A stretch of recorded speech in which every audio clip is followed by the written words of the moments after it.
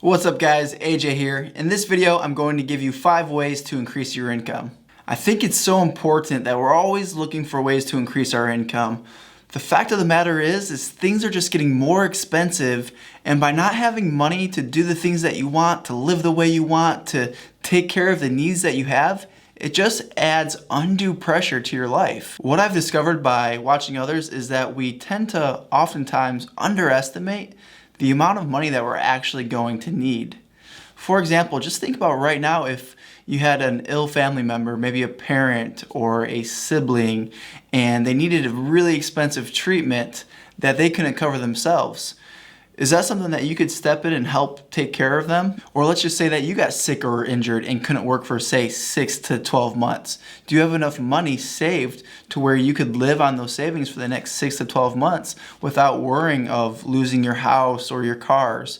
Or would that cause extreme financial stress for you? I think we can both agree that it's a good thing to earn more money, right?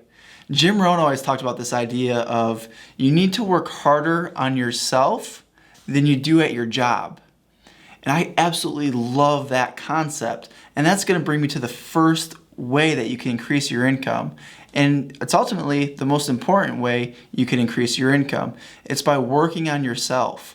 What do I mean by that? What I mean by that is by becoming a person of more value to the marketplace. Of course, you're extremely valuable to your community, to your family, to maybe your church. But when we're talking about increasing your income, it's all about how much value do you provide to the marketplace. It really doesn't matter if you're an employee, an entrepreneur, a salesperson. By working on yourself and becoming a person of more value, it's going to help either way. It's going to help if you're an employee by getting more raises.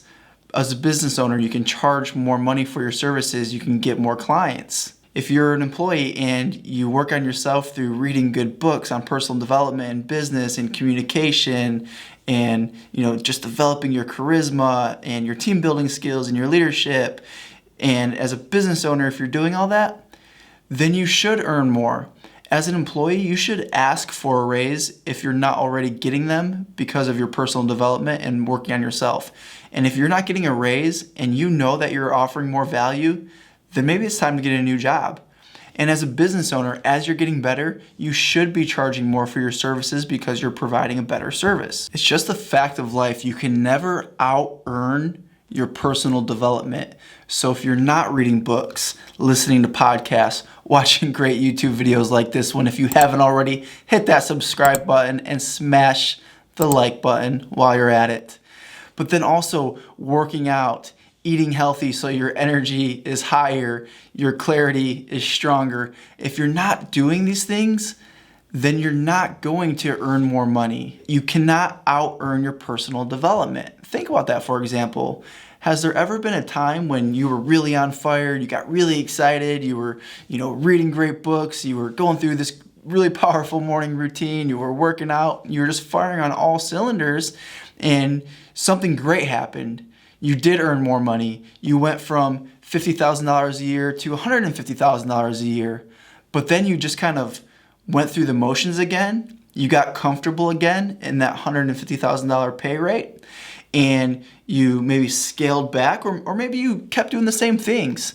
What's interesting is once you hit that new plateau or that new peak, you have to do something differently to get to that next level, because what you did to get you there isn't going to get you to that next peak. One thing that I like to think about is how is it that some people can just earn an outrageous amount of money?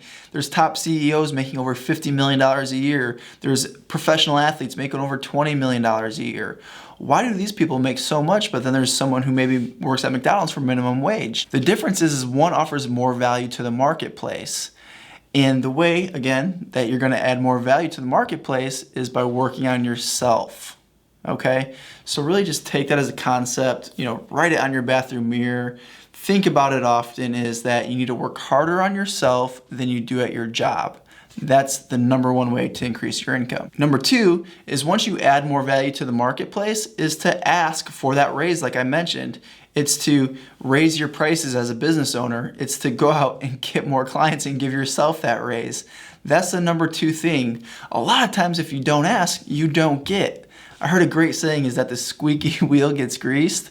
And if you're an employee, sometimes you gotta be that squeaky wheel. You gotta demand what you're worth. Same thing as an entrepreneur. You gotta demand what you're worth. If you're working with clients that aren't willing to maybe pay you more for the service you're providing, even though they've been working with you for 5 years, but you've invested in yourself through conferences, through hiring coaches and consultants to make you better, then sometimes you might have to let go of a client to get the clients that are willing to pay you what you're worth. Number 3, maybe it is time to get a new job. Maybe it's time to start a new business. Maybe it's time to start a side business if you're an employee. I find that so many times that you can just get comfortable where you are and ultimately settle for mediocrity, right? I don't want that for you, and because you're watching this video, I don't think you want that for yourself. So have the courage and have the wisdom to discern when it's the right time to maybe move on from what you're already doing. So number 4 is create additional streams of income. Think about how you can be creating additional streams of income. It's essential to have multiple streams of income because if your primary income source goes away, you might be in a bad place, right?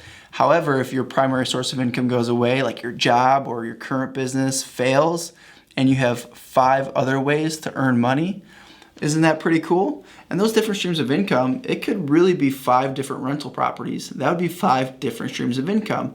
It could be a secondary business. So for example, let's just say you have a painting company and you start a window washing company. Those are complementary, but that window washing company would ultimately be a second stream of income for you. Number 5, invest your money.